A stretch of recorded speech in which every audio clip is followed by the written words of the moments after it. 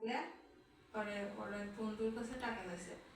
এখন ওর বন্ধু জানি না হয়তো কোনো দিয়া উদ্দেশ্য দিয়া মানে আমার কাছে আসার কোনো ইঙ্গিত ছিল তার, এর জন্য মানে ওর বন্ধু ওর কাছে টাকা পয়সাগুলো দিছে।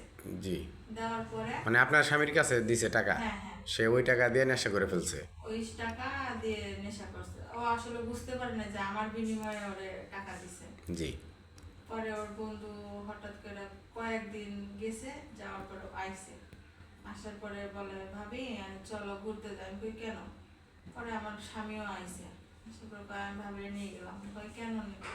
যা মন চাই কর। ও কিছুই বলতেছে না। কই কেন তুই না আমার কাছ থেকে টাকা নিছিলি? কই টাকা নিছিলাম তো এইটার বিনিময়ে। শেষমেশ ও তো বাড়িতে নেশা এমনি তো নেশা করে, বাড়িতেও করলো।